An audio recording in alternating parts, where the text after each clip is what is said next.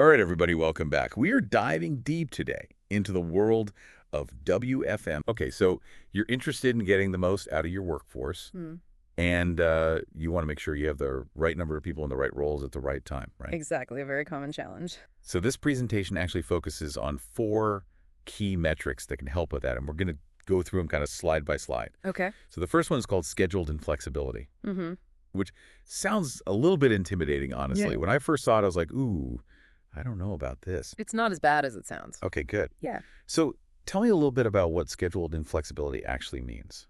Well, it's basically how much wiggle room you have in your scheduling, how much extra staff you have scheduled Oh, okay. because of constraints and limitations, like Gotcha. shift minimums or fixed break times, Yeah. things like that. So it's like the difference between the ideal staffing level and what you're actually stuck with because of these limitations. Exactly. That makes sense. It measures the deviation from the ideal. Okay, yeah. Like you don't want to be weighed down with too many people, Right.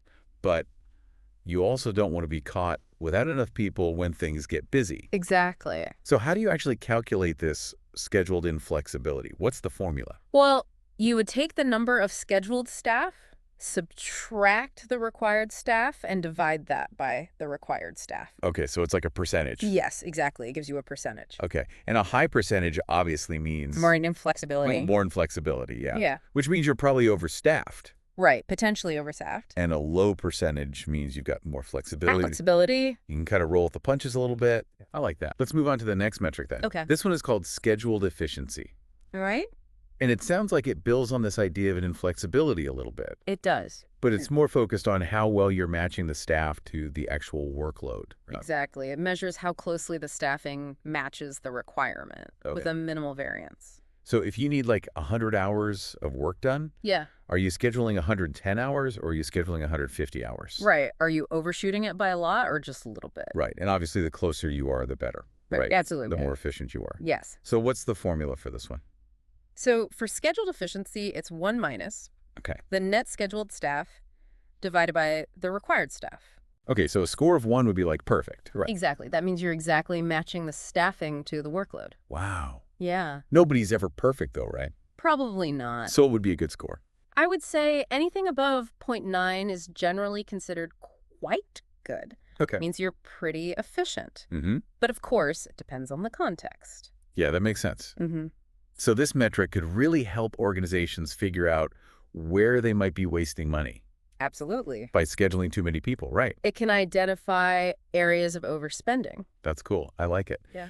Okay, let's move on to the next metric then. Okay. This one's called forecast accuracy. Sounds exciting. Yeah, this one's all about predicting the future, Trying to, yeah. which is never easy, It's not. but it's important, right? Very important. So tell me about forecast accuracy. So forecast accuracy, specifically in this context, is measuring how accurately you're predicting the number of calls you're going to receive. Okay, so this is really important for like call centers and things like that. Exactly. Any business that relies heavily on call volume Mm-hmm. needs to be able to forecast that accurately. Yeah, because if you're understaffed, then your customers are going to be waiting on hold forever. Absolutely. And if you're overstaffed, then you're wasting money. Right. It's all about finding that balance again. Yeah, so how do we calculate forecast accuracy? So you take 1 and subtract the variance Okay. divided by the forecasted calls. Okay, so the closer you are to 1, the better. Right. Exactly. The closer to 1, the more accurate your forecast is. Got it. And how do you even go about forecasting? Like, what are some common mistakes people make? One common mistake is relying too heavily on historical data without considering any factors that might change future demand. Okay, yeah, so like if you had a big sale last year on Black Friday, Yeah? you can't just assume you're going to have the same amount of calls this year. Exactly. If things change, Yeah. you have to consider external factors. Right, so you have to stay informed and adapt. Absolutely. Got it. Yeah. Okay, let's move on to the final metric then. Okay. This one is training throughput. Yeah. And this is all about making sure your team is actually equipped to do the work, right? Yeah. It measures the effectiveness of your training programs. So you can have the best schedule, the most accurate forecast. Right. But if your team isn't trained properly, it's all for nothing.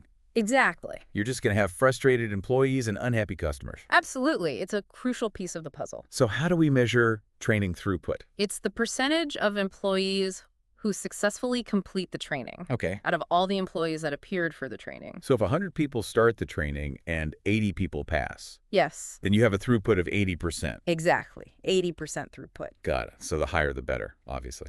Absolutely. A high throughput means your training is effective. It means your employees are actually learning what they need to know. And they're able to apply it to their jobs. Yeah, that's important. Thanks for joining us. Thank you. And until next time. Bye.